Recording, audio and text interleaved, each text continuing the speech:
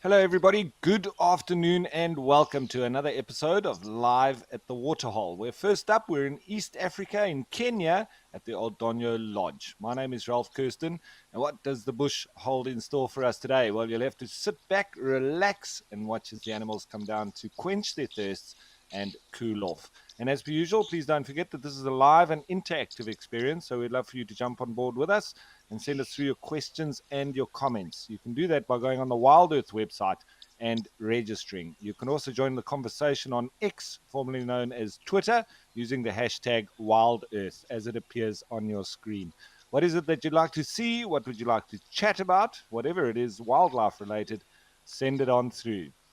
As we've got what looks like a Christmas tree on this Maasai giraffe, with all of those red-billed oxpeckers picking away, combing through the hair, and picking up on any ticks that they can come across. Called sanguinivores because of their love of feeding on blood. That's what they love. So, sanguinivore is the name for that kind of feeder. That's exactly what they do. So mostly eating ticks, but sometimes, so it's a symbiotic relationship that benefits the giraffe. Sometimes when there's wounds, they might keep it open and then become parasitic. So they're not always friendly and helpful for the giraffe.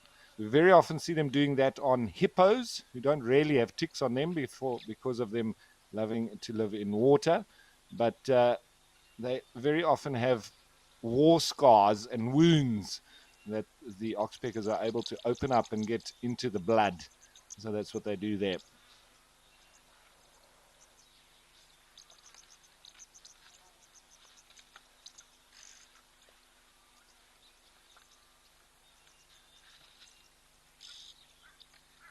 Oh, and a couple of zebra coming to join. Wonderful. Joanne Mello saying happy Tuesday, Wild Earth. Let's explore the watering holes. Lovely to have you on board, Joanne. And Rebecca Bishop saying hi, Ralph. Good to have you here. And lovely to have you with us as well, Rebecca. Look at all of these oxpeckers. That's incredible.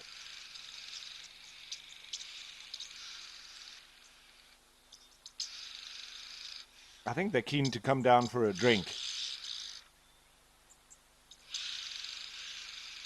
And remembering also that they are cooperative breeders. So generally, you'll have one family group that will be on an animal alone. But this seems a lot of individuals. But it's possible. They could all be from the same family.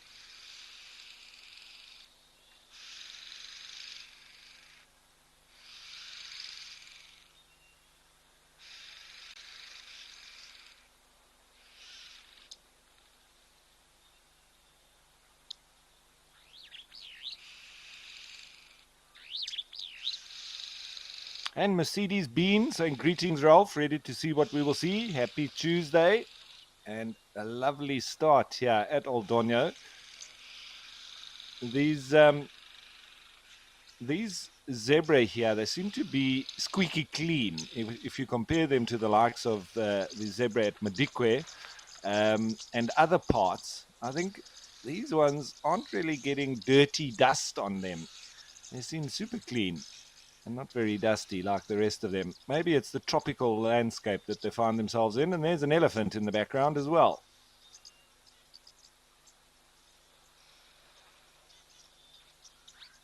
So Erica Oldno asking and saying, hi Ralph, what are we delving into today?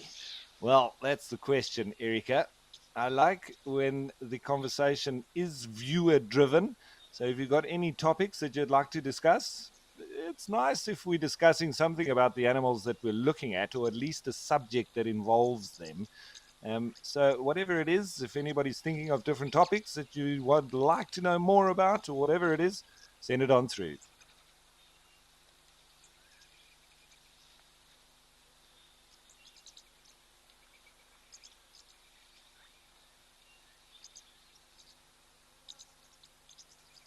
See that youngster? Well, there's two youngsters there. They still got their fluffy coats, and it's quite brown on top of their backs. So when they're young, they seem to be a little bit more brown, and they've got that baby fur. And then later on, as they get older, they lose that, and then it turns completely black.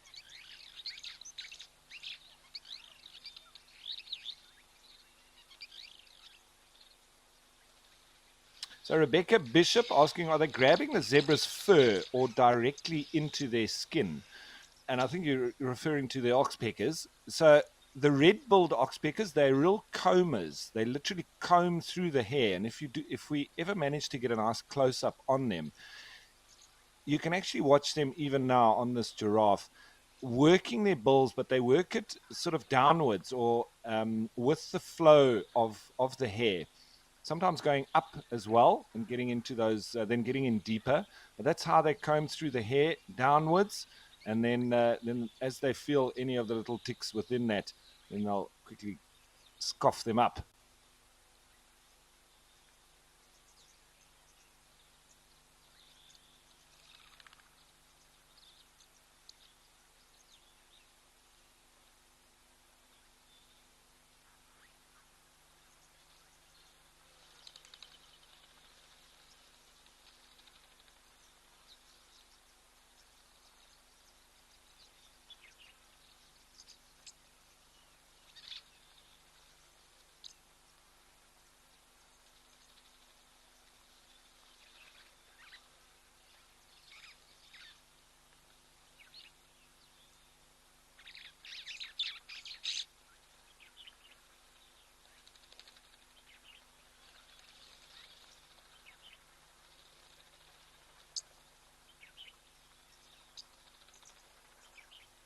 To be a very good looking female, that giraffe.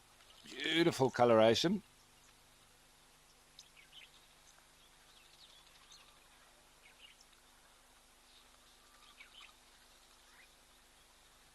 See the superb starlings just running around here in the foreground.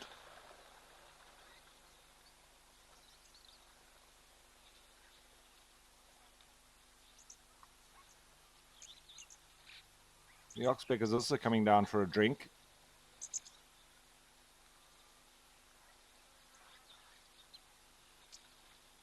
And cheetahs and other animals commenting, saying such a spectacular scene. Always lovely here, and there's a lot of bird activity today. Some of the big animals hanging around as well.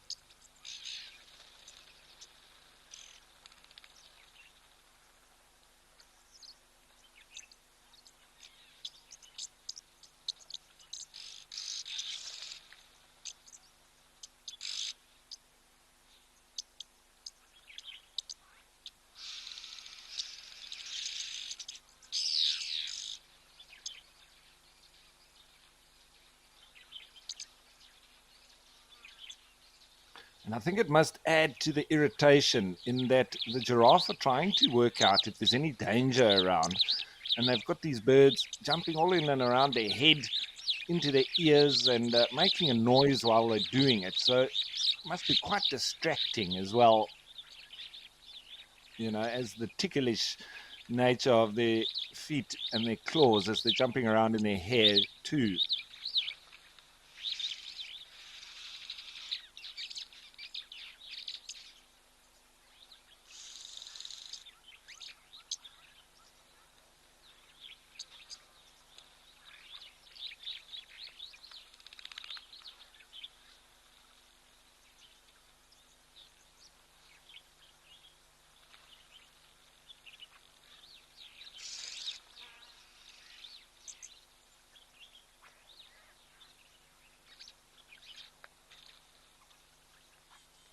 So speaking of the ticks and the oxpeckers that feed on them, I just did a little bit of digging and I found a lovely journal written by G.J. Gallivan and I.G. Horak for the Department of Veterinary Tropical Diseases from the University of Pretoria and Onderstepoort. Speaking of the body size and habitat as determinants of tick infestations of wild ungulates in South Africa, as we watch this huge individual making his way on over here. Because I remember when we studied wildlife management, there was at some stage a real representation of different Ungulates and how many ticks they have on them or on average on any given day. Obviously, it is seasonal, and as we say, the location as well and the habitat that they're in. So it would be different for different areas. Tropical here, they obviously have a lot more versus the likes of Namibia in the desert that have a lot less. So it would need to be proportional. But the purpose of this work was to test the hypothesis that the intensity of tick infestation on South African wild ungulates is proportional to the surface area of the host or the body weight, and to assess the role of the habitat preference on the intensity of infestations. The results support previous suggestions that larger ungulates are more important hosts for adult ticks. However, the intensity of infestation of nymphs and larvae is proportional to the surface area of the host. So grazers had a lower intensity of infestation than browsers and intermediate feeders. And the difference was most pronounced in the 30 to 150 kilogram weight range, within which the grazers were predominantly short grass grazers, utilize habitats less suitable for ticks, and these patterns appear to be consistent within the three major collection areas of Kruger National Park, KwaZulu-Natal, and the Mountain Zebra National Park.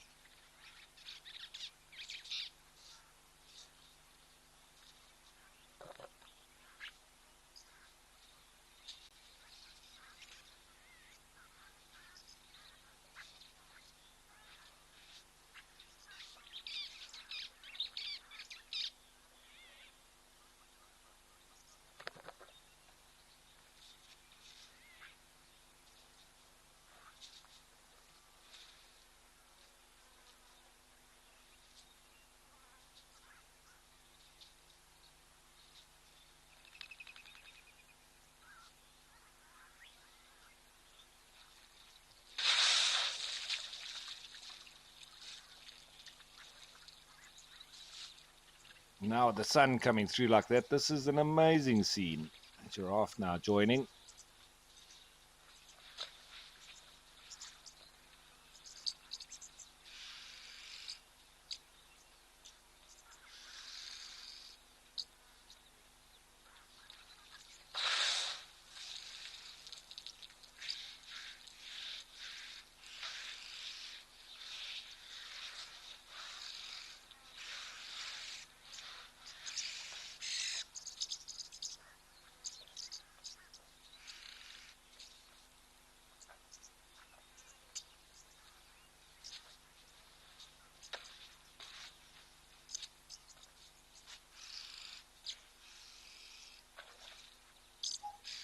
Glad the giraffe now finally getting in for a drink.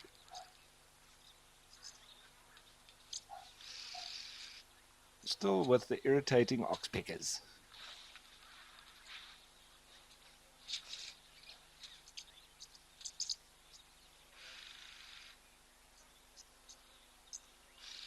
And the other big bull on his way through.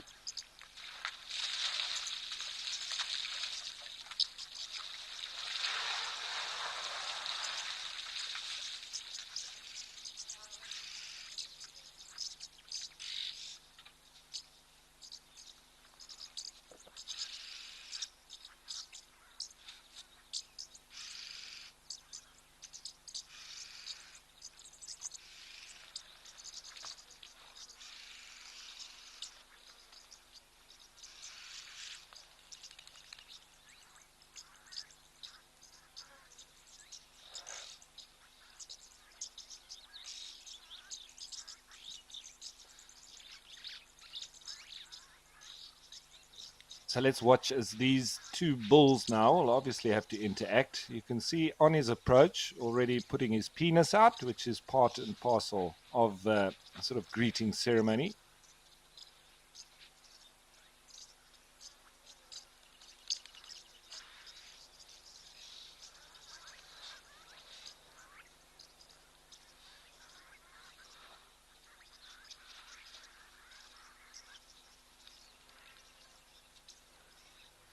And bull elephants will often do this, dropping out the penis when they sort of see another male and make inroads to go towards him.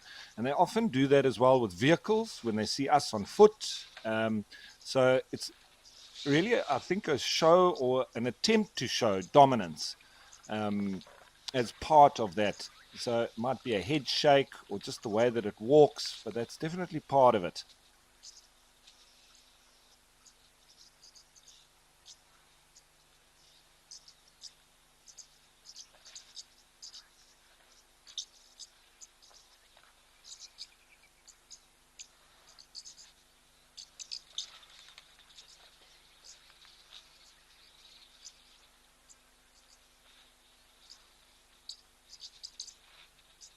So these bulls definitely are interacting. You can see the new arrivals just pointing his trunk towards the other every now and then. So smelling it. But there's probably also vocal communication going on that we can't really hear. And of course, body language between them as well.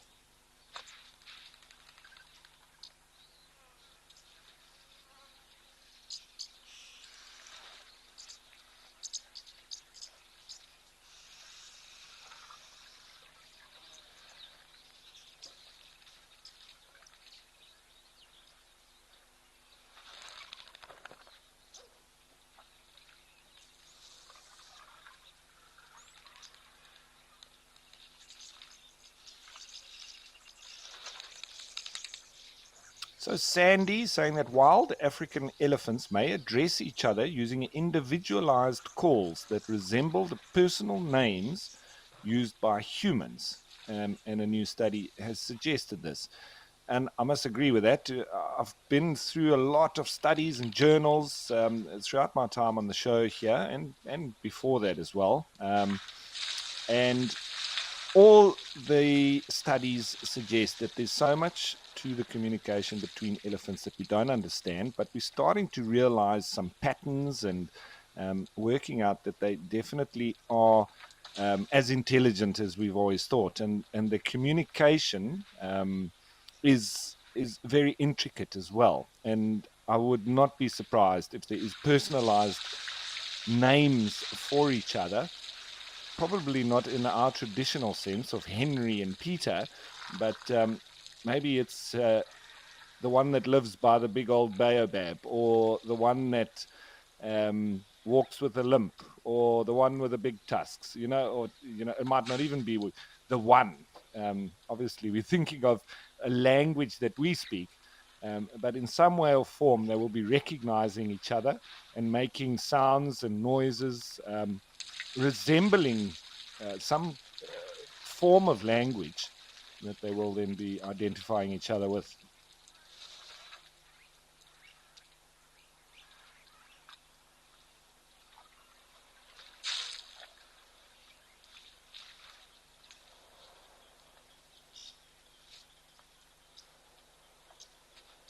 So Rebecca Bishop saying that her and her partner were watching a video from Casual Geographic, a YouTube channel, and they did one about elephants that really opened their eyes to how amazing and intelligent they are. It never gets old, Rebecca, and I hope you enjoy watching them, because we do see a lot of airtime from elephants, especially at this time of the day. So a lot of the discussions very often centered around them because of that.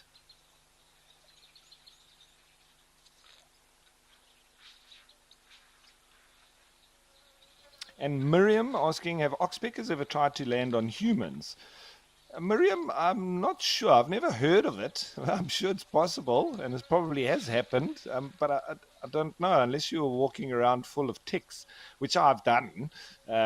But they sort of climb up into the hidden areas. It's so difficult for an oxpecker to land on somebody and actually go for ticks if they're not sort of crawling up your leg, which is often what they do. As you walk through the grass, they just hang their little arms out, and as you walk past, they grab on, wee, and then start crawling up to get into soft areas that they can, settle in and start getting into your blood.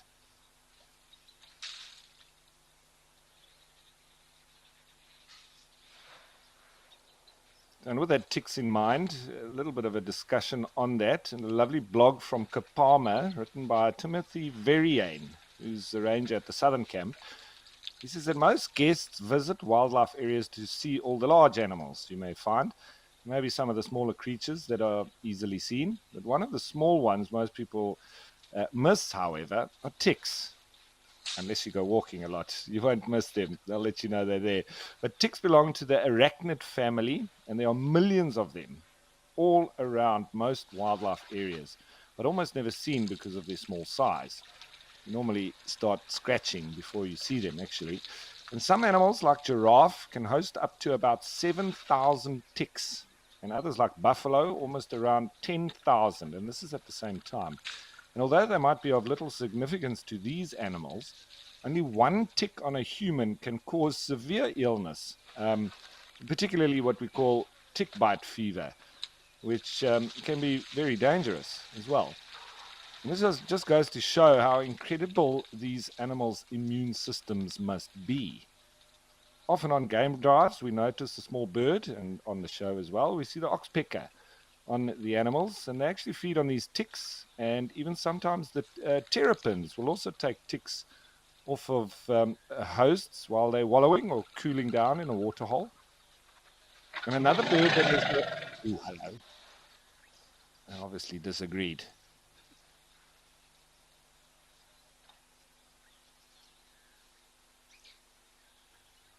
Not very happy.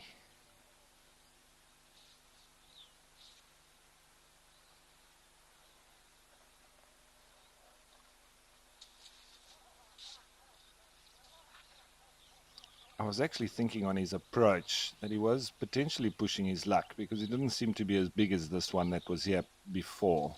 Didn't have his big tusks, and just his demeanor was a little bit aggressive. So I think he's been told off.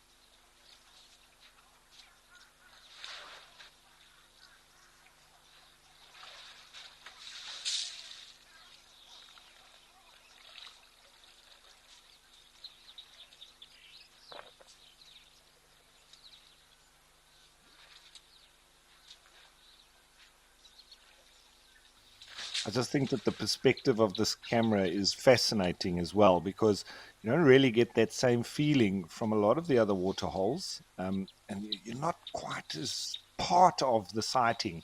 I would say you're more looking over it. And in this instance, yeah, it's quite similar to cat eye as well. It almost feels like you're lying on the ground watching these animals as they go about their business. And with such big elephants here as well, it's absolutely fascinating.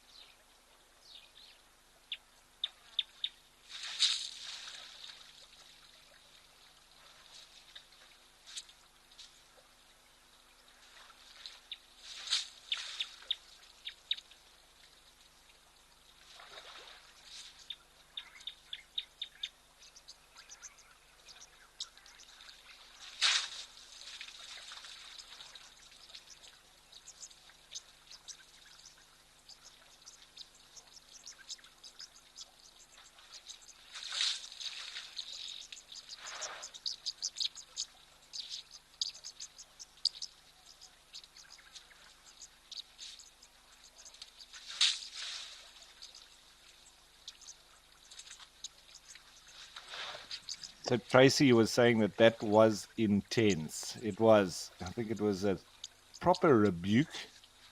He's been thoroughly told off and not to try that again, whatever it was.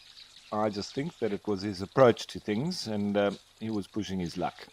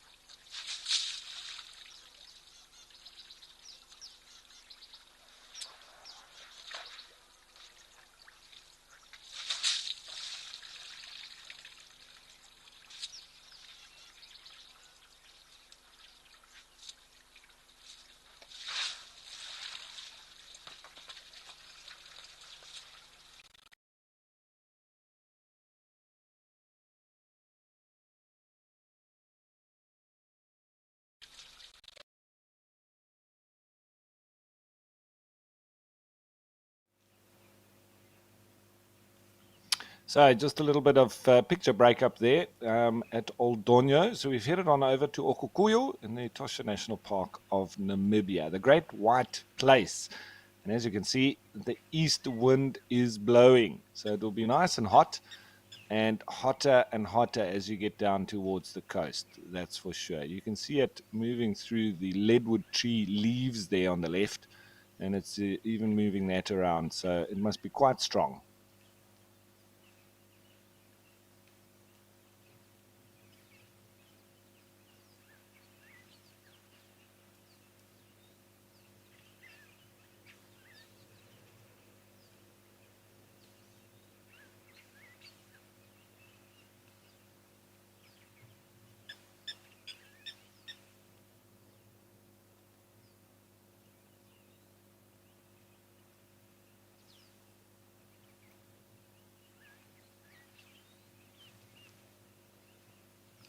So while we're waiting for some of the animals to come in for a drink here, there's odd springbok moving around in the background there and in the foreground. And I'm sure there'll be oryx and zebra and wildebeest coming through.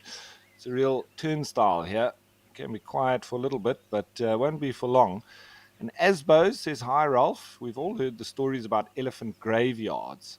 But do you think elephants or animals in general have any concept of death?"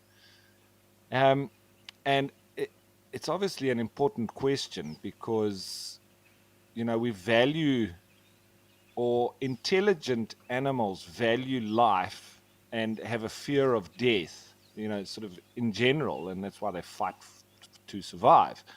But I found a lovely blog from Mahlatini, and they speak of animals that mourn their dead on the same topic. So this blog comes with a warning for animal lovers: beware, have the tissues at the ready. This blog is all about how animals mourn their dead. And while many scoff at the very notion of such a thing, there's evidence to suggest that animals do indeed process death. They do so by exhibiting different behaviors and through a menagerie of rituals. Yet the overall demeanor of these animals changes in the same inexplicable way, exuding an aura of deep depression and sadness. Strangely enough, a great deal of these animals reside in Africa. So, we're going to give you Africa's top 5 animals known to mourn their dead. And of course, elephants, as you've mentioned, Asbo, definitely up the top there. And the fact that these magnificently intelligent creatures top the list should come as no surprise. They react to death in a variety of ways and do so within many unique contexts. One example of this is glimpsed in the reaction of an elephant mother to the death of her newborn calf. And there was one called Tony who refused to leave its side even after the rest of her herd had moved on. She stood out under the scorching sun, defending the calf against all comers, including lions, for 4 days. There's also many instances on record of baby elephants waking up screaming if they witness their mothers being murdered, and a story of a family of elephants attempting everything to wake up a dead family member, from sitting her upright to placing grass in her mouth. Another known ritual involves the burying of the deceased. They'll place dirt and branches over their dead group member and stay with the body for a period of several days. And then they're also known to exhibit such behavior to humans as well. And I know from evidence of the desert elephants where individuals have died and they've gone and spent literally hours, if not days, um, moving around the bones that would have, been an individual that died years previously. But still, they go into those spots with no other apparent reason for food or for water, except that the carcass is there and the bones and the remains. Chimpanzees. Now, a young chimp named Flint reacted to the death of his mother Flo with harrowing grief, as observed by chimp expert Jane Goodall. And Flint was overly attached to his mother and failed to leave her care at the usual age. So depression quickly set in to the young chimp, but his older brother, Fegan, and the rest of his group managed to cheer him up for a while. Shortly after, Flint left the group and returned to the place of his mother's death from old age, and he refused to eat and became increasingly ill, appearing a shadow of his former self, seeped in depression and gaunt. And after weeks spent pining, Flint curled up and passed away himself, only but a few feet away from where his mother died. It's a sad story, but reflecting the real depression that has come from the passing of another, especially one so close as your mother. Baboons. When Sylvia the baboon's grooming partner and daughter Sierra were killed by a lion, she looked to other members of her group for support. It caused the otherwise snobbish monkey to look to those below her hierarchical ranking. And scientists noticed there was a rise in Sylvia's glucocorticoid levels at the time of the incident. The glucocorticoid relates to stress levels in the body, so it's clear that Sylvia found the experience less than pleasant, and her embrace of lower ranking females for company and companionship is proof of her desperation through grief. I still think it's difficult to measure grief and depression and whether it's ultimately directly related to the passing of another individual or because of a change of circumstance in your own personal experience. I'm not sure which it is and to what extent they do, but there is definitely, I mean, we see through the evidence that there is an obvious reaction to death and mourning, but in the true sense of that grief for another, could it not be more grief for the change in your own circumstance? Maybe both.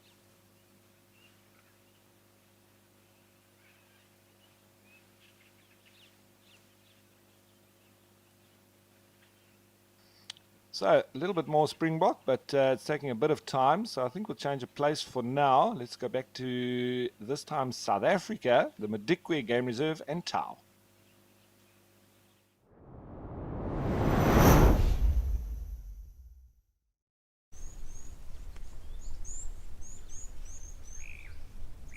Where we have the ever-present waterfowl, a couple of the common moorhens, and then blue wildebeest, just relaxing on the water's edge.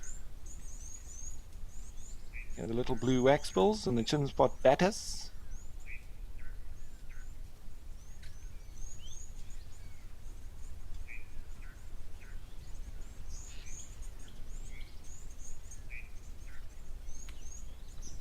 So Wendy was asking, are there any other animals that communicate in a similar fashion to elephants? Wendy, I would say that all of the highly intelligent creatures are similar in the way that they communicate. I would say whales and dolphins have a similar way of communicating, however, different tones or pitches from the actual noise that they make. But I think with that intelligence that they do form some kind of language and identification of individuals and are able to describe things or at least, point other animals in a direction of where food might be or whatever it is. So I think those three are quite similar in the way that they do communicate. And a couple of commonalities between them. They're all able to communicate over vast distances through the water. Obviously, it's denser than the air, and so is the ground. So whales and dolphins, using that medium, that sound will travel further in, and elephants use rumblings within the ground to take it further as well. So quite interesting in those similarities.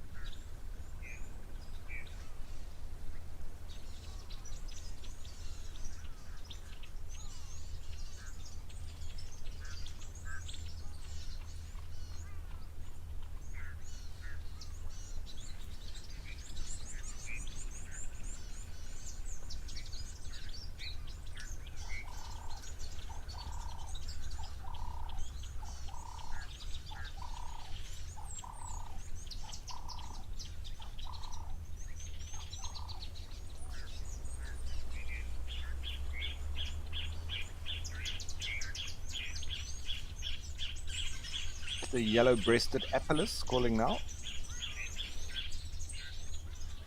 Apelus, apalus, whatever way you want to say it.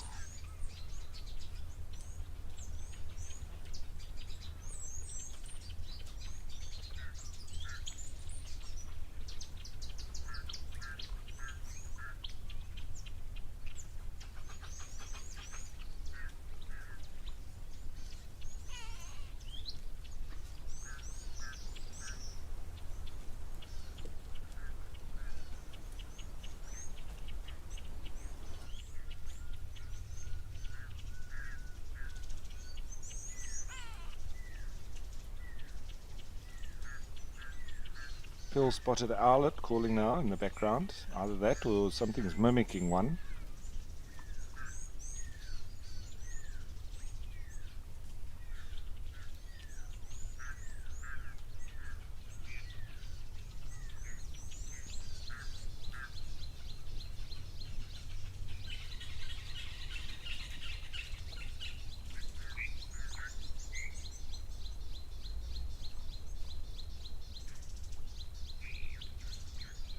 Now, P Soul was asking, would fish exist in this pond? Absolutely, P Soul.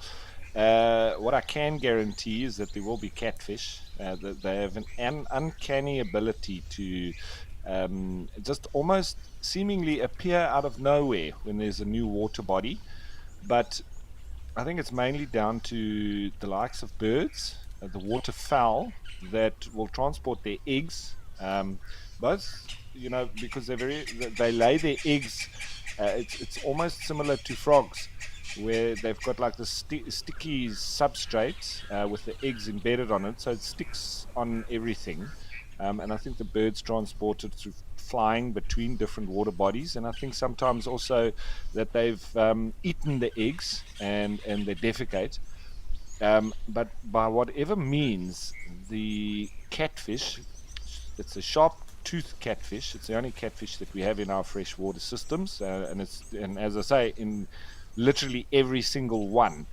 Um, and so transported by, I would say, birds, and then they grow prolifically, and they can survive also inside dried up water holes as well.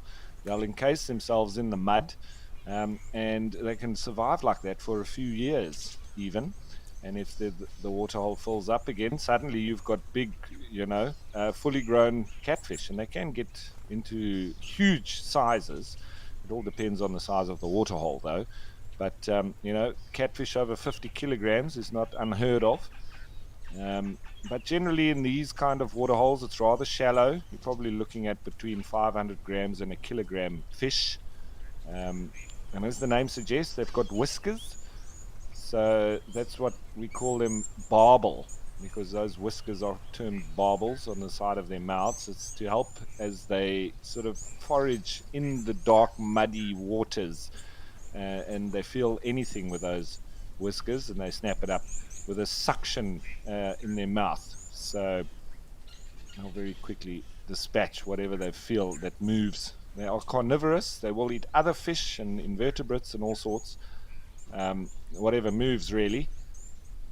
And so they're also probably the scavengers of the water and the cleanup crew, much like vultures would be for the animals outside of the water.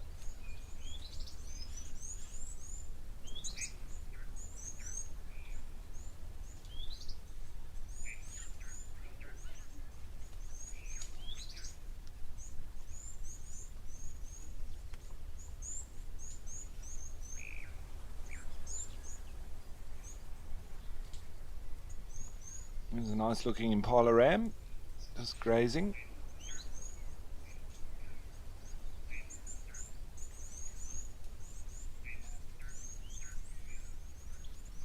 There's not much activity anymore on that bush with all the weaver nests. They've done their thing, and they're not breeding anymore.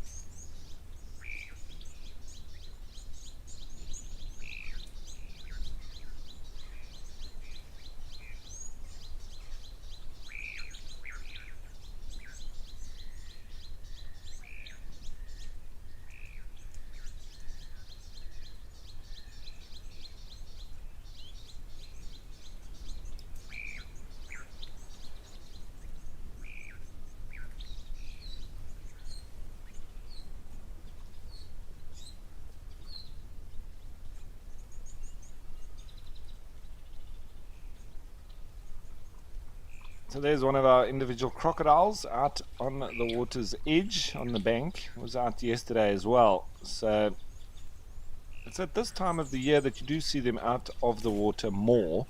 Obviously, it's colder, they're ectothermic, and so they're just trying to sun themselves and get a bit of energy. I'm sure overnight it gets rather cold, and they'll be then lethargic as a result.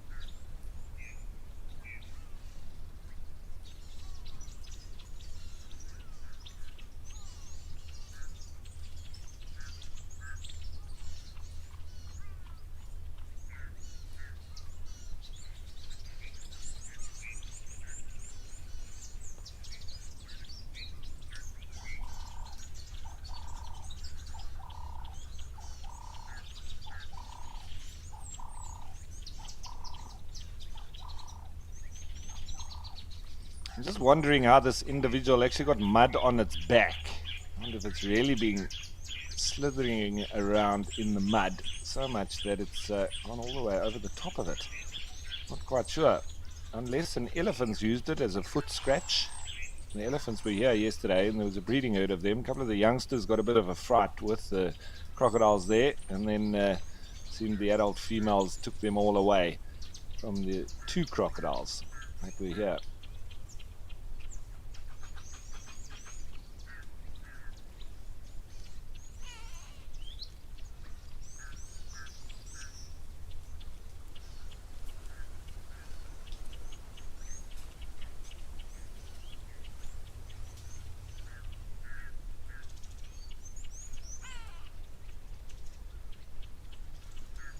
There's a grey go-away bird calling.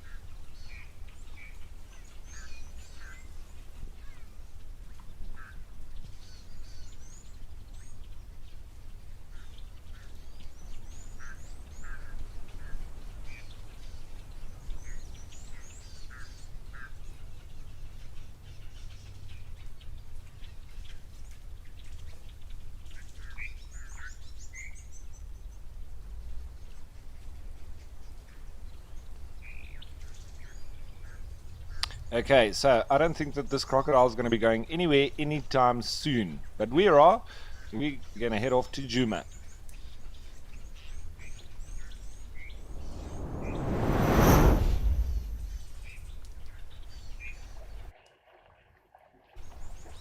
With a wonderful herd of buffalo.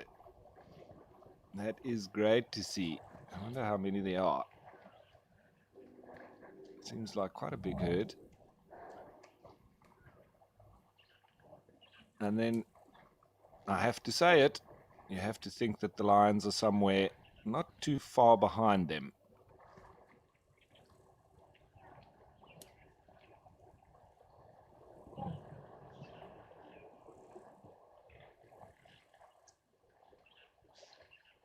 When I was on Juma, we always used to get excited when we saw the buffalo because we knew that the lions wouldn't be too far behind, and it would be the Nkuhumas or the Styx Pride. Normally one of those two.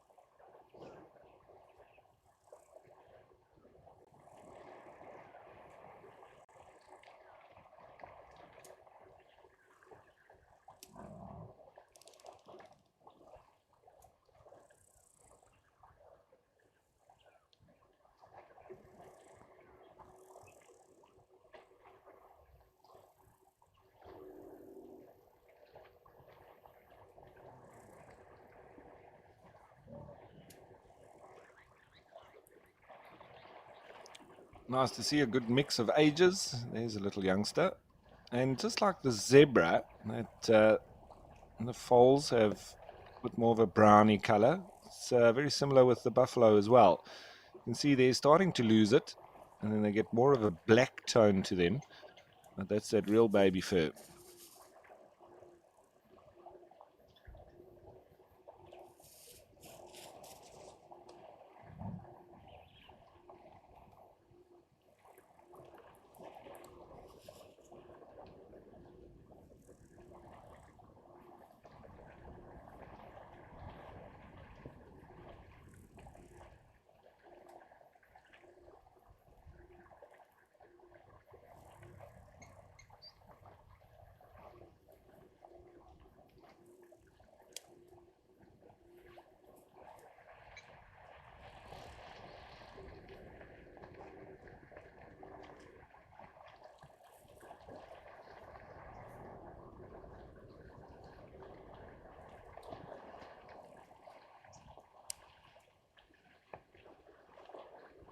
So Vicky T was asking, from how far can lions sense prey? Now, the biggest sense that they would use, Vicky T, is the sense of smell. Um, and it depends on, the sort of strength of the animal's smell and the strength of the wind, because they could smell these buffalo from a few kilometers away. That I'm pretty sure. There's a lot of them. And as they walk, they're obviously defecating as well, and there's a real smell about them. And if the wind had to blow, into the direction of the lions, I say they can smell these guys from far off. So that's generally how they would get around. They can also smell them as or where they've walked through the grass, and once again their dung as well. So they'll be able to follow them, even if they are a few kilometers behind. They can catch up. So sometimes, the buffalo moving now, it's not necessarily that the lions are sort of following on behind them as such. It's they might just be sleeping up, and then as the sun starts to set, they might then take up the trail once more and catch up with him.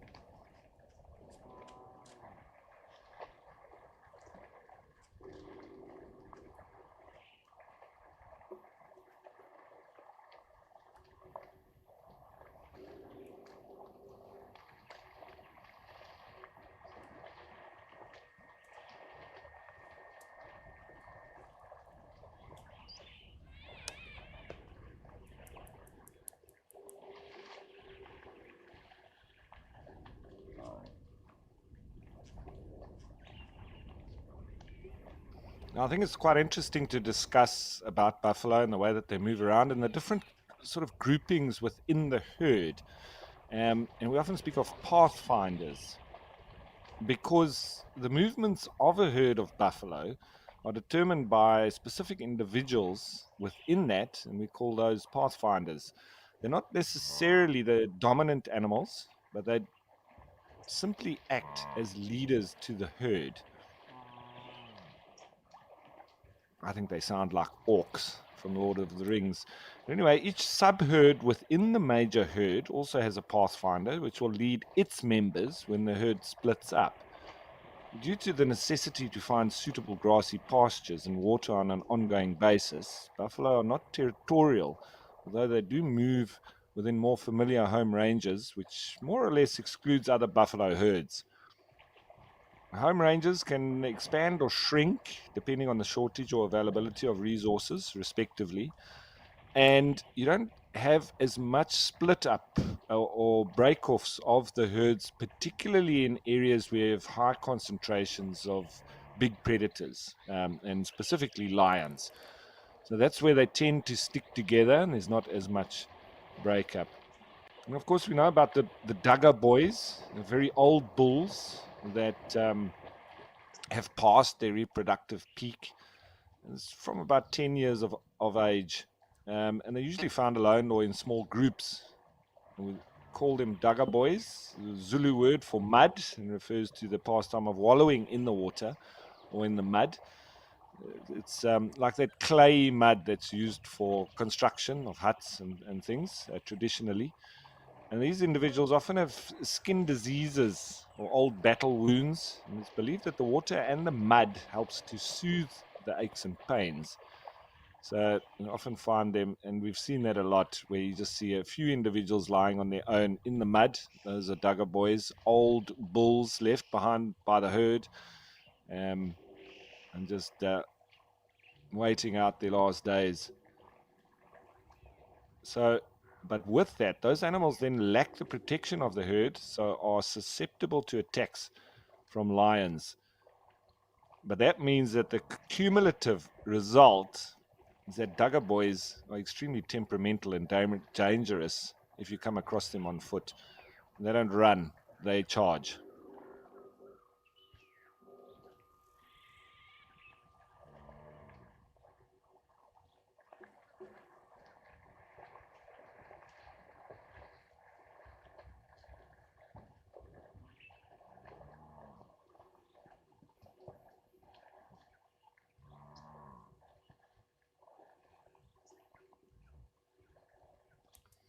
And an excellent indicator for the presence of buffalo is the yellow-billed oxpecker, because they're almost exclusively only on buffalo. And I have probably had my life saved more than 10 times, at least.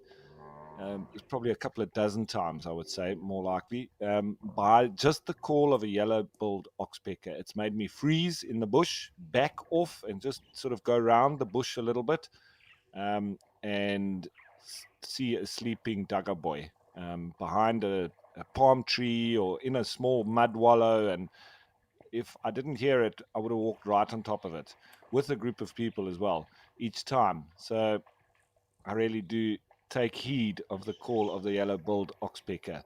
And when we do trails assessments and obviously training of trails rangers and trails guides, that is obviously one of those that you sort of fail on, because you're not competent if you don't pick up the calls of the oxpeckers that indicate potential danger close by.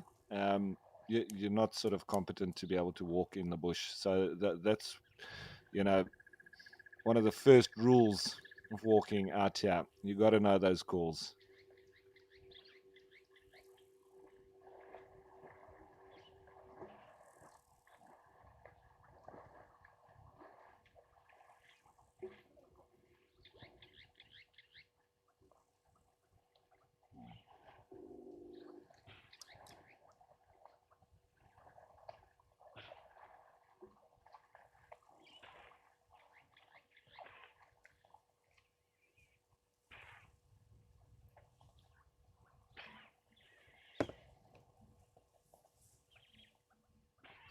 So Sanjeev Roy saying that though lions regularly take down buffalo, admires their fighting spirit. Definitely, buffalo don't give up easily, and they will fight back. And sometimes they turn the tables on the lions, having been persecuted by them pretty much their entire lives. So when they do get the chance, they'll also rip a lion apart.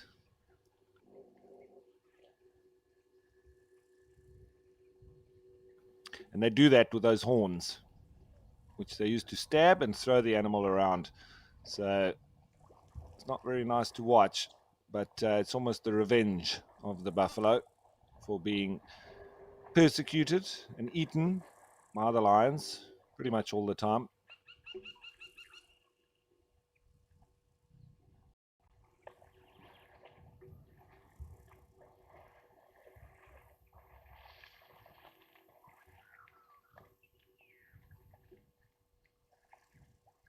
So then we could ask, is revenge another emotion that animals could potentially feel in wildlife? We spoke of mourning, it's an emotion. So would revenge be an emotional sort of behavior that could be real within wildlife? I think I've seen it in buffalo in the way that they want to kill lions. They don't just kill it; they maim it and squash it, and it's not nice to see. I've seen the same with baboons, big troop of baboons getting hold of a leopard, which, seems very similar in that kind of relationship. Lions and hyenas, we've seen that regularly too. So I think it's an interesting one, but I definitely think that there is some aspect and truth to it.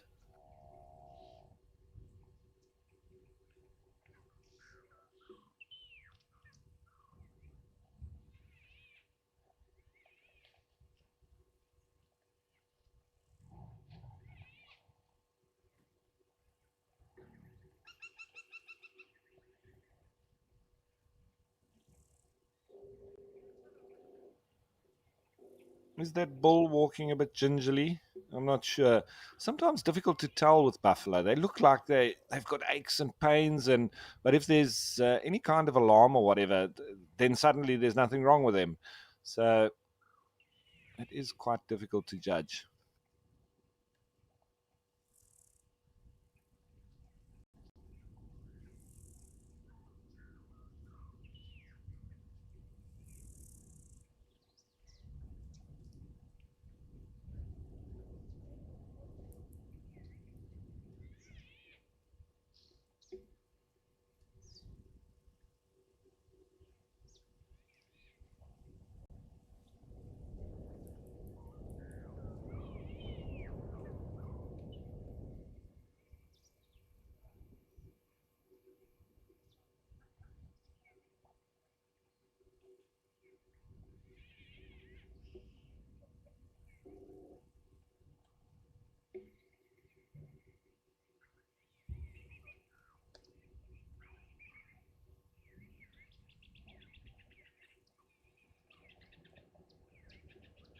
All right, so most of the herd now dotted about and disappearing off into the thickets and into the background.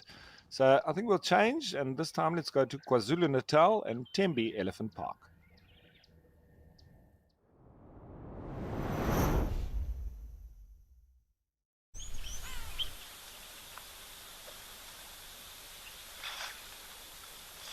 Where we've got another elephant and a smaller little animal there, a warthog.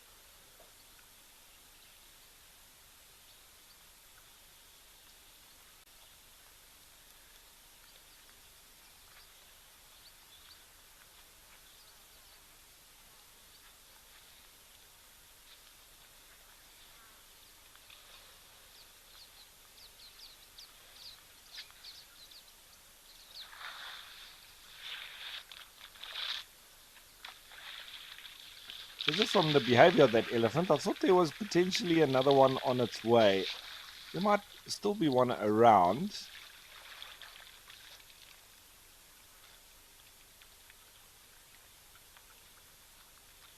There's another little warthog saunters through.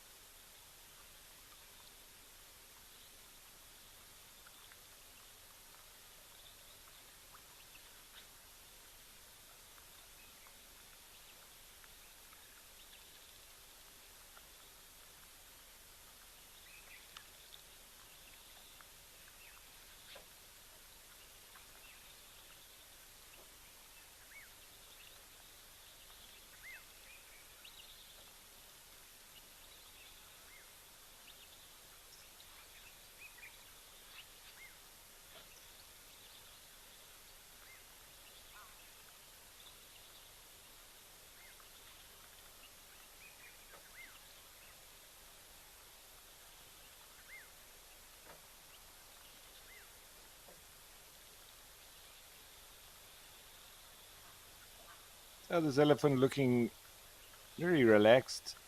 You see that tail swishing. Looks to be in a good mood.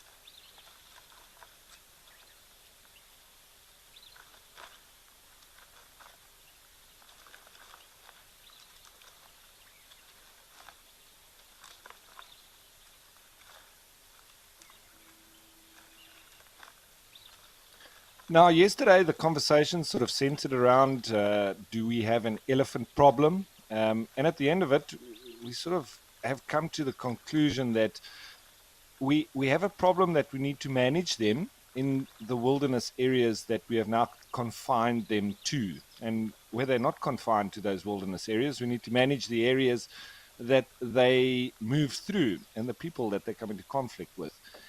And I think a major part of that then does conclude that one size definitely does not fit all. And I say that because here at Tembe, very different to the likes of the Kruger National Park or Madikwe Game Reserve. And from the Wild Trust, they say that the elephants of Tembe Elephant Park in northern Maputoland, KwaZulu-Natal, are part of the Maputi Futi Tembe coastal elephant plains population, the only elephant population indigenous to KwaZulu-Natal. This group of elephants used to roam freely into Mozambique from South Africa through what is now known as the Futi Corridor and into the Maputo Special Reserve. But a fence between Mozambique and South Africa along Tembe Elephant Park's boundary was erected in 1989 after the elephants moving between the countries began showing signs of severe trauma from the war going on in Mozambique, displaying bullet wounds and snare wounds from heavy poaching as well. And it was thought best to fence in the Tembe population, which in time grew to the now 250 to 270 elephants that are found in the 30,000 hectare reserve today. And this large population of elephants pose a number of challenges for conservation. Their numbers are too many for the area they occupy, and they're impacting on the biodiversity of the sensitive sand forest vegetation of the Tembe Elephant Park, which forms part of the Maputoland Center of Plant Diversity and Endemism, as declared in 1994 by the Worldwide Fund for Nature, WWF, and World Conservation Union, the IUCN. And this distinctive forest type is known to be restricted to northern KwaZulu-Natal and southern Mozambique, and has a unique combination of plant and animal species. So since the 1990s, Izimvelo KZN Wildlife have been working with the Mozambican government to re-establish the link between Tembe Elephant Park and the Maputo Special Reserve to restore the ancient migratory route of the elephants, and this forms part of the Greater Transfrontier Conservation Area plans for the region. This has been a slow process, of course, with bureaucracy and as a holding mechanism to relieve pressure on the sand forest and control elephant numbers growing further. Wildlands Conservation Trust has funded 2 management interventions in Tembe, as we spoke of yesterday, a contraception program for the elephants, and an elephant restraining line that has been put in place, protecting 2,500 hectares of sand forest. So in May 2007, the first group of 82 female elephants was darted with the PZP contraception vaccine. The aim is to dart roughly 80 to 90% of the population in order to have 75% of the population on contraception. If a cow is already pregnant and is darted, the vaccine will not interfere with the pregnancy and the vaccine will not take effect. And in 2002, a further 2007, a further 79 females were darted. The process was repeated in 2008 and 2009. Slightly lower numbers needing to be darted in order to achieve a level of 75% of the population covered. So with a gestation period of an elephant calf being 22 months, many of the elephants darted may have been carrying and would not yet have been on contraception, but there's indications that there are now fewer calves. So Leonard Muller is the Tembe elephant monitor, and he tracks the breeding herds and gets identities for each animal, establishing the structure of the herd in order to establish when the young are born. It will take a number of years before the full effect of the program is felt, which is why such close monitoring of the breeding herds is necessary. Now, obviously, this has taken place a good decade ago, so and more than that. So I'll try to get a little bit more relevant, recent information. But not only is the contraception program helping to manage elephant numbers as a holding mechanism for later expansion of the range when the population might again be allowed to grow, but the biodiversity conservation objective of reducing the effect of the elephant population on the sand forest in Tembe is being achieved.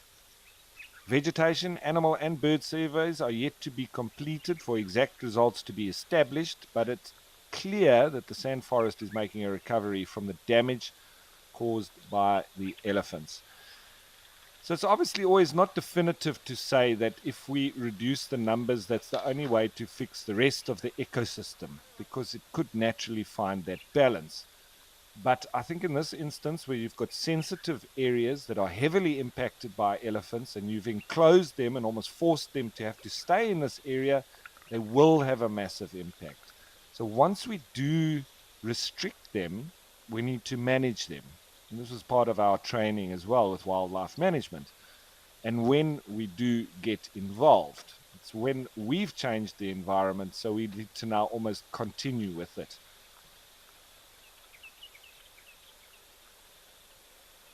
But lovely little scene here and chat about Tembe. And I think, as I say, no size will fit all. That's for sure. I think we're going to change of place and head on back to Djuma.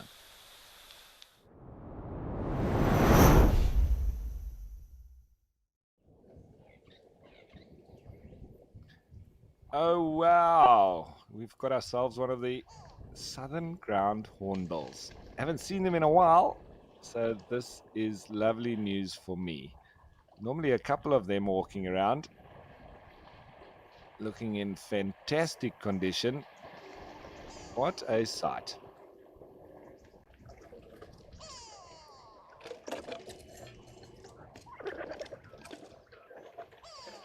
No, and it looks like some of the buffalo are coming back for a drink. Buffalo are funny like that. Sometimes they'll make the decision to leave, and 5 minutes later, one of them decides to come back, and they all follow. And they can almost go backwards and forwards doing that. Ooh, what's this chap found now? Is that a bone? Something big. Was it an egg?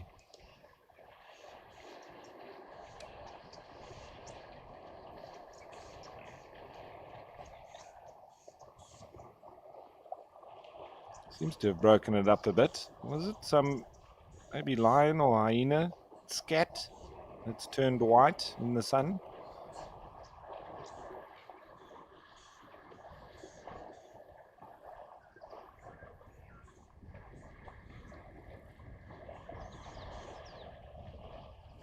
Now, this is another contender for best eyelashes in the bush. I think zebra, giraffe, elephants, ostrich, secretary birds, and ground hornbills. All got to be up there.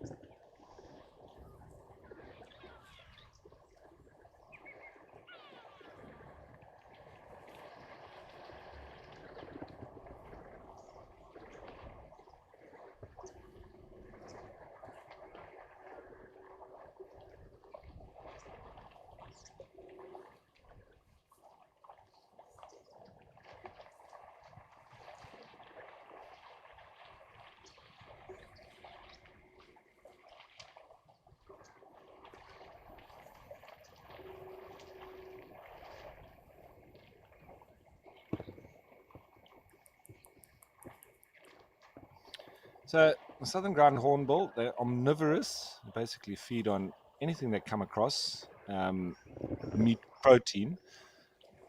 But they're an apex predator. I mean, very big birds, as you can see, and with very few natural predators of their own. They do normally form sort of feeding groups with other groups of animals, sometimes even including baboons and impala.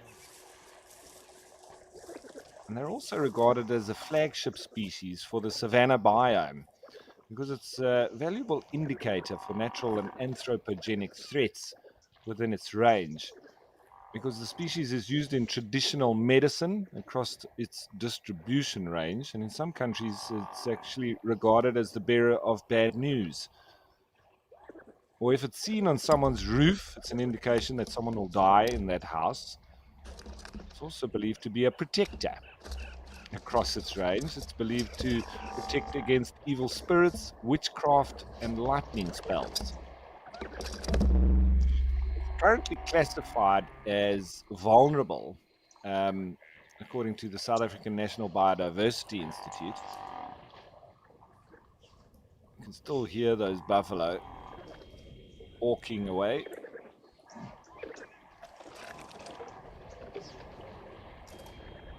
But them listed as being vulnerable is mainly because, or endangered actually, is because of severe decline in the species range. In South Africa, the range has declined by approximately 50%, and the species numbers have declined by 10% over the last 30 years. They face multiple threats: slow growing species with a low reproduction rate, and a population habitat viability assessment was conducted for South Africa. The population model indicated that the population size of southern ground hornbill in South Africa will slowly increase if anthropogenic mortalities are excluded. So, a conservation plan for the species has been drafted for South Africa with priorities clearly identified, and the plan aims to ensure that the future of the species is secure.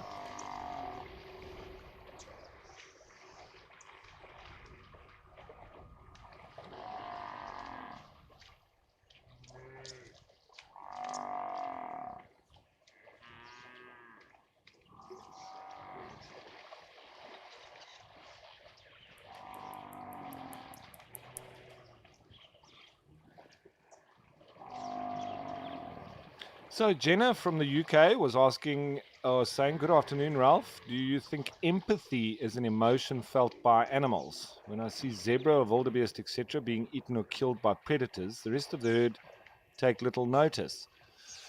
Once again, Jenna, I think emotional aptitude is tied to intelligence. That's what I believe, because there seems to be trends with the more intelligent the animal is, the more emotions they exhibit.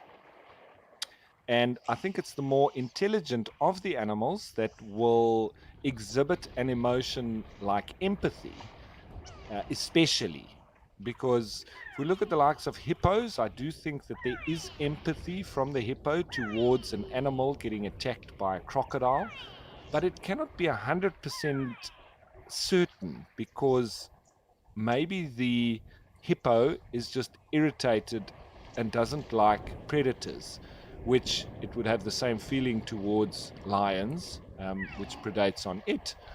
And we see that with elephants having an absolute hatred for predators, especially lions, and the same with buffalo.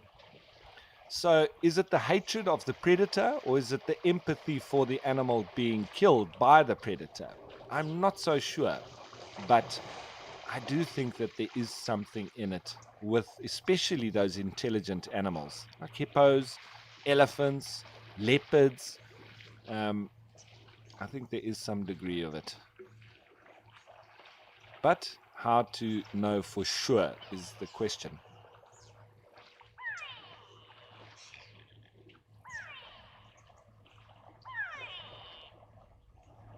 And that grey go-away bird doesn't like this herd of buffalo being here. You can hear him telling them to disappear.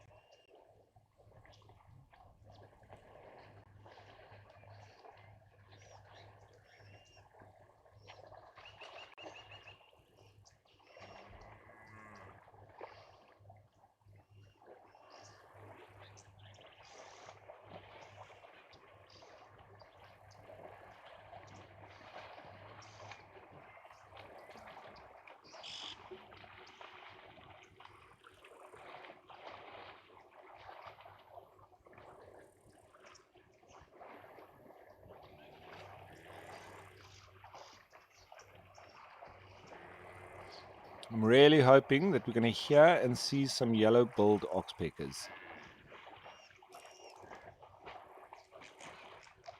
because it's pretty much only when you do see buffalo that you get to see them as well. Otherwise, it's almost exclusively red-billed oxpeckers.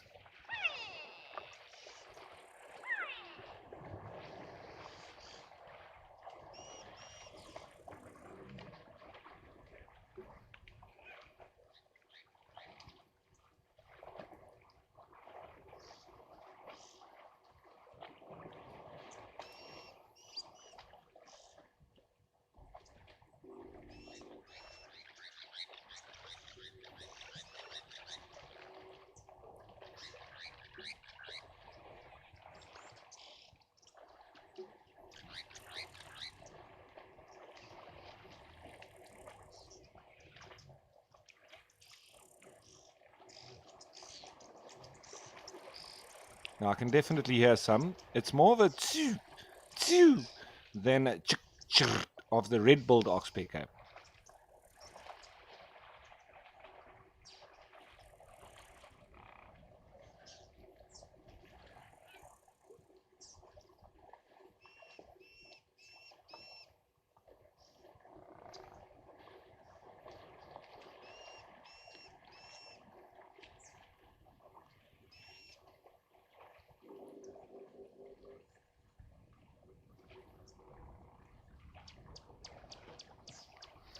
Now, as opposed to the red-billed oxpecker as well, the yellow-billed are pickers. They're not combers. So they pull the ticks off. They sort of look for the ticks without actually just, it's almost like an industrial way of going through all the hair by combing through it in the method employed by the red-billed oxpeckers. Whereas with the yellow-billed, with they almost being exclusively on buffalo, there's not as much hair, and they just sort of move into the soft areas, especially under the armpits, around the head, very often in the ears, around the back end as well, and under those back legs. And they pick the ticks off just straight. They're not combing through the hair of the antelope and the giraffe and the rest that the red-billed oxpeckers are doing. And as you can see, not as much hair on these buffalo. So a little bit easier for them to just pick it off as opposed to combing through all of the hair that the red bulls do.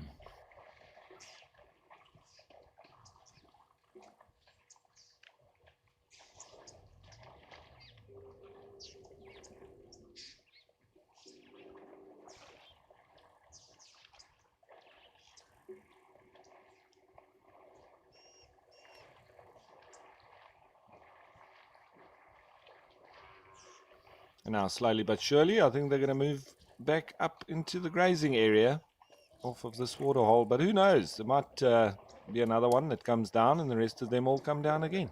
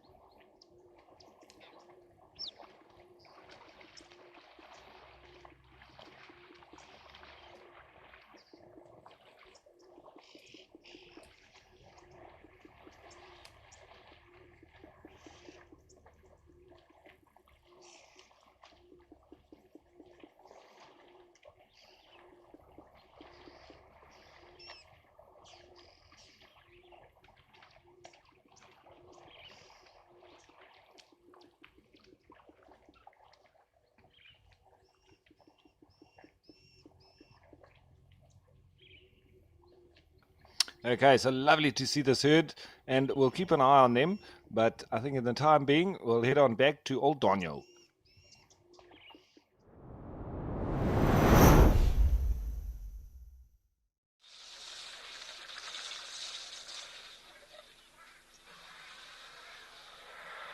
I don't see 1 ton, but lovely to have these big bulls here with a little bit of a younger one with them as well.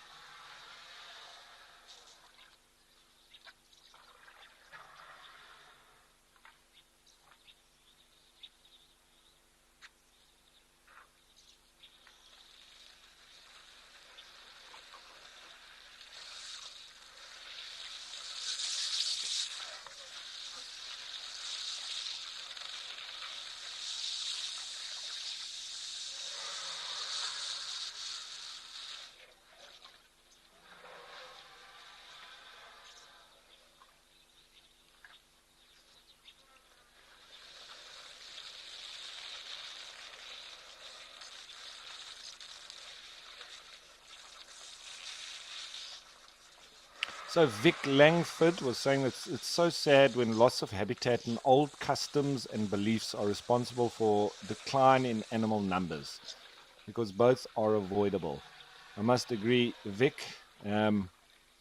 Especially, something or an animal that is persecuted around a belief that is obviously a myth or a legend, and then the animal obviously suffers as a result. When they're such lovely birds, and they are in the decline or have been, and so it would be great if we could just change the narrative, and get behind the bird and its plight.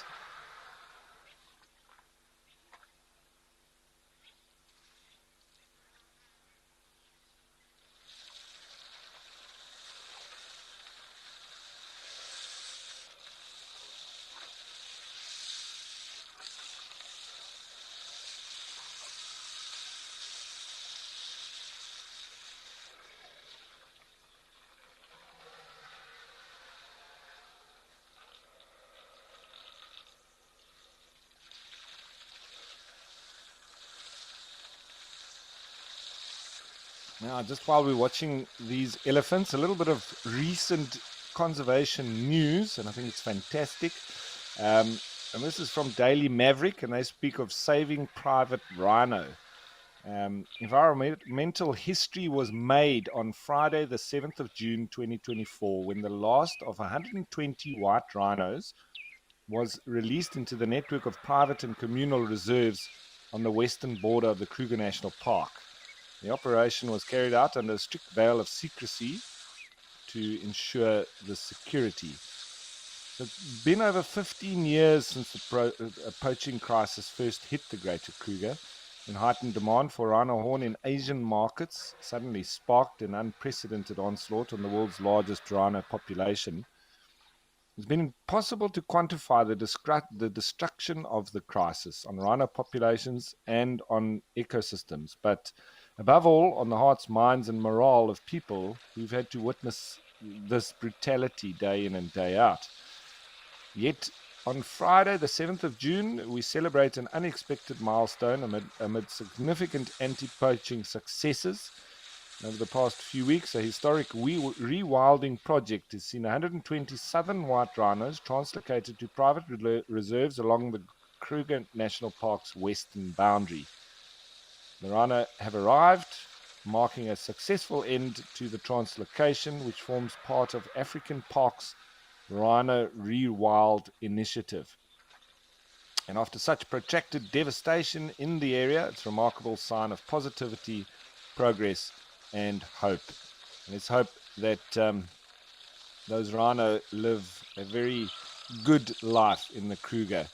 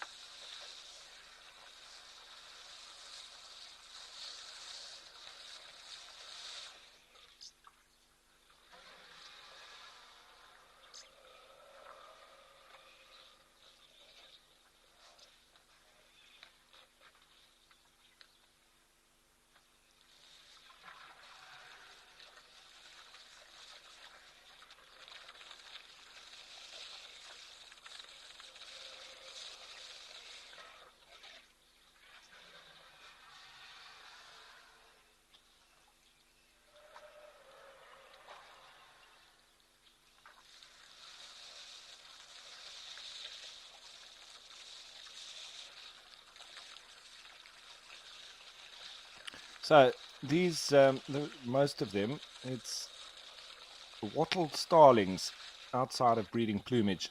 When they aren't breeding plumage, they've got these yellow wattles, and they also get a band around the eye. It's like bare skin, and obviously outside they look quite bland.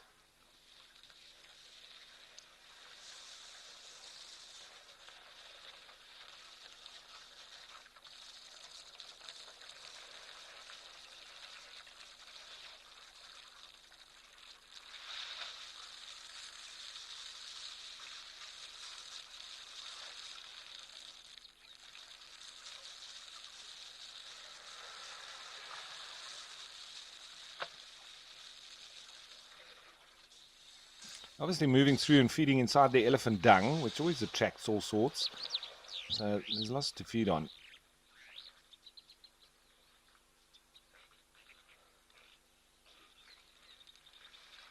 They're quite a mob, aren't they?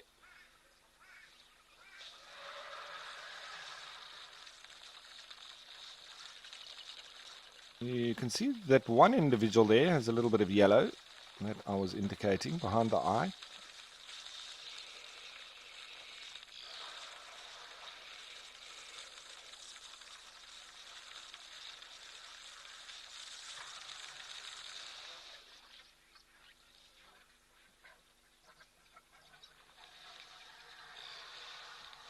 And off they go.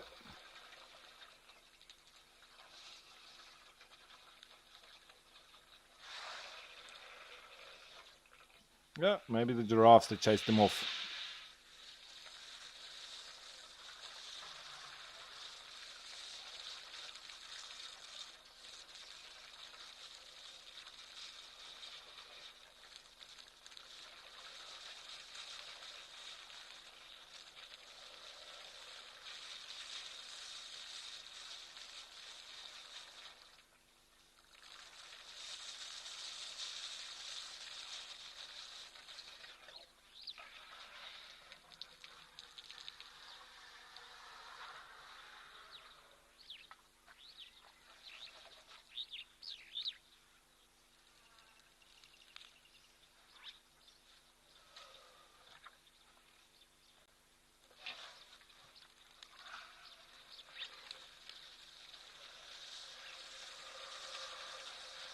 So seemingly a bit of a youngster in with the older boys, getting to learn the ropes.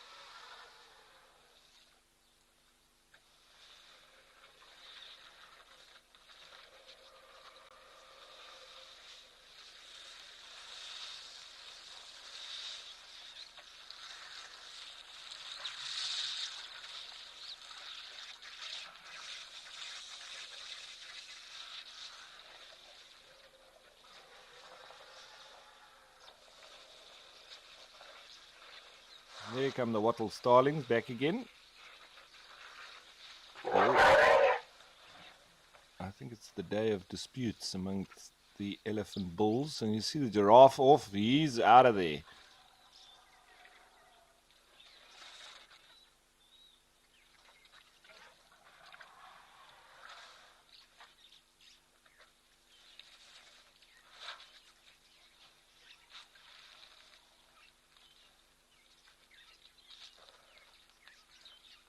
Something that they didn't agree upon.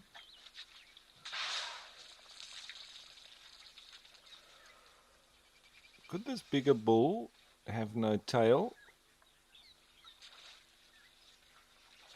Maybe he was getting laughed at and he wasn't happy about that.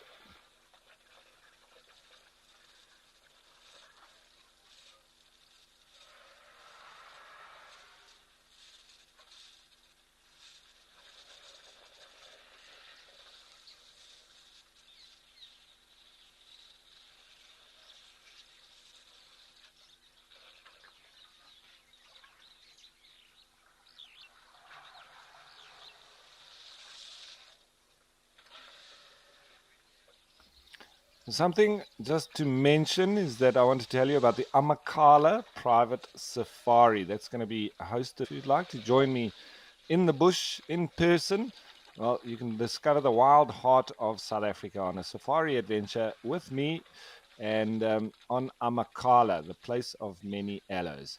As you would have seen me on many times, there's a naturalist there, and there's limited space available for 6 lucky guests on the safari from the 1st to the 6th of December this year. And if you'd like to find out any more information, please go onto the Wild Earth website and click on travel.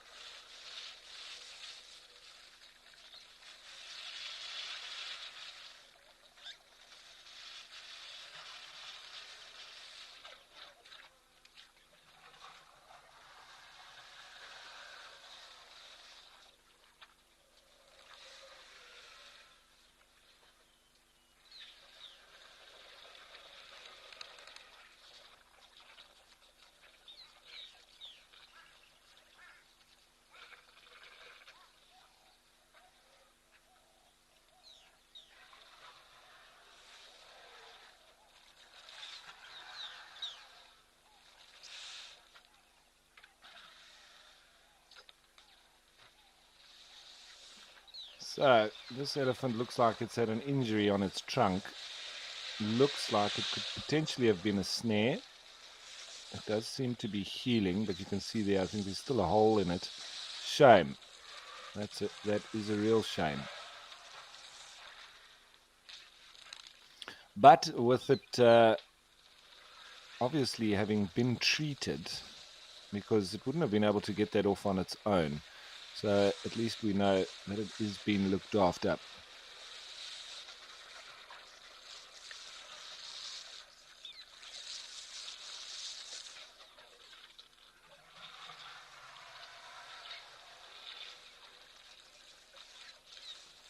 So you see, even elephants aren't immune to the scourge of snares. And they can get them on their trunks, which is terrible for them.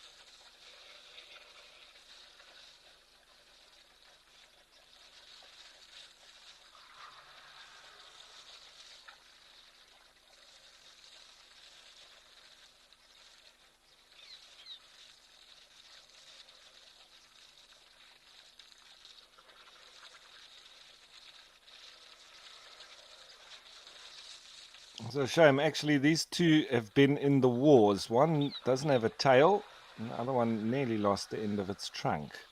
So they've probably got reason to be aggrieved, both of them.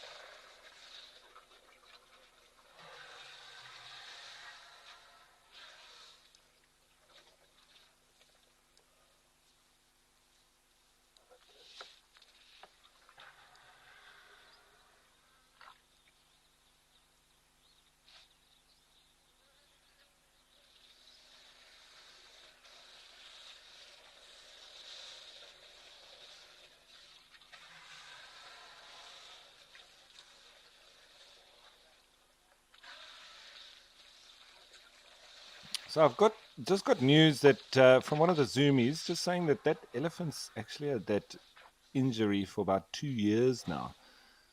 So I'm just glad that it still seems to be doing all right. It does have a bit of a hole in there, but it's a little bit like having your nose pierced, I would say. So you can still see that it can operate, it can function, but it would be better, obviously, if it wasn't like that. But it seems to be doing all right.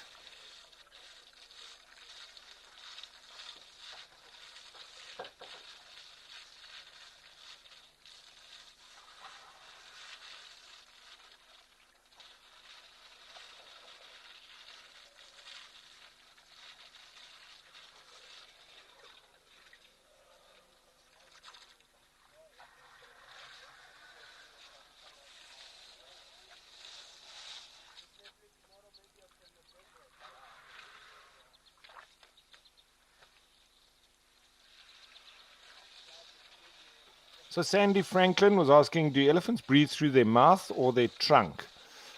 Sandy Franklin, much like us, they can do both. So that the trunk is just an evolved nose or an extension of their nose. So if for instance their trunk is in the water, they can still breathe out of their mouth, and then they can spray the water into their mouth, and then they can breathe out of their nose. So, yeah, definitely either.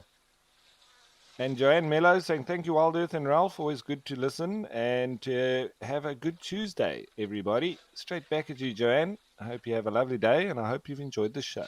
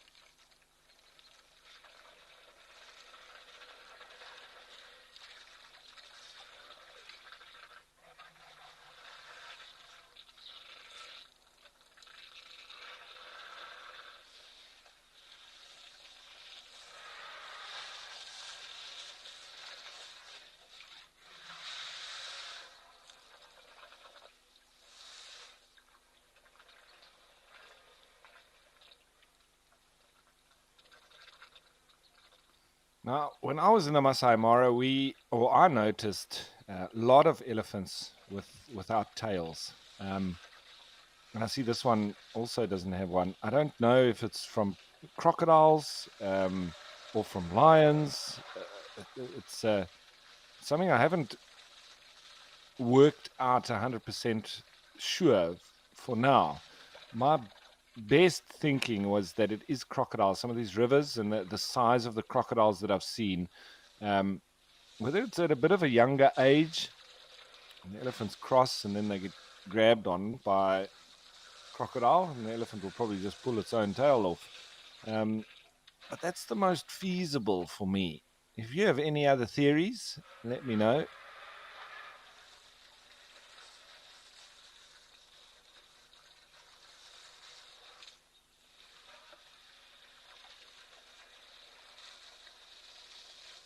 Nice close up on the wrinkly skin and the lack of a tail.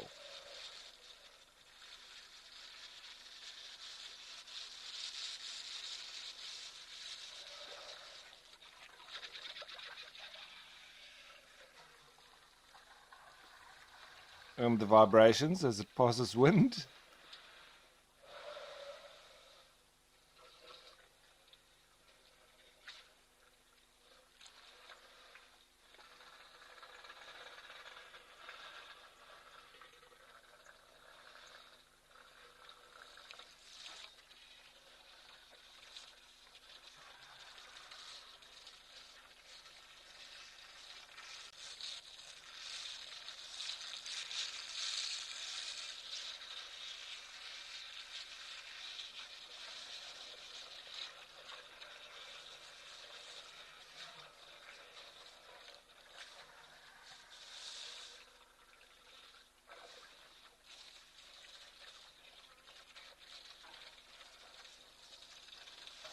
And a nice close-up on this giraffe's coat. Very leopard-like in its coloration and pattern.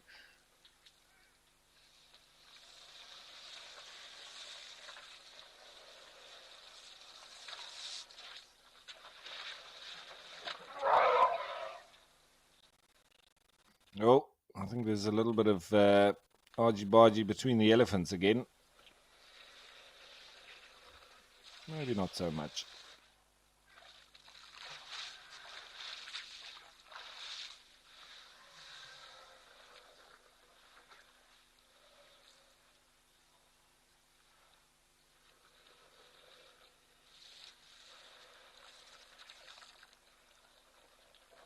The Dark Main Lover saying thank you, Wild Earth, Africam, and Ralph for another amazing live at the waterhole.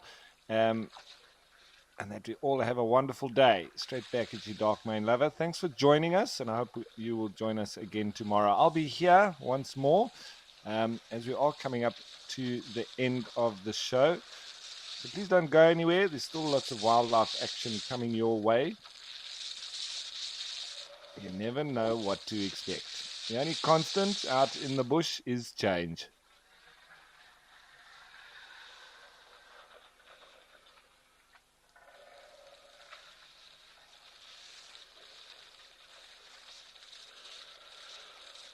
So, although these elephants are big adults, and it seems like they are being protected, it's not without their challenges.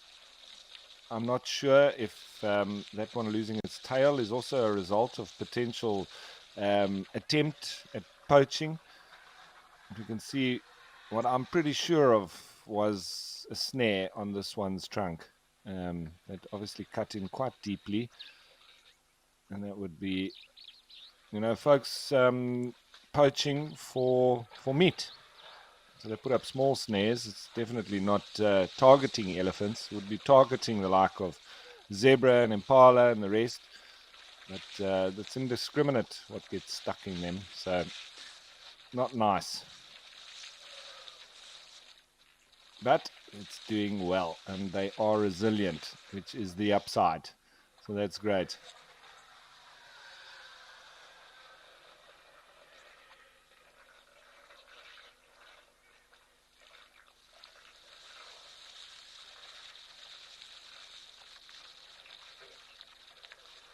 So that's it from me for now. We'll see you again tomorrow. Give it horns, bush greetings.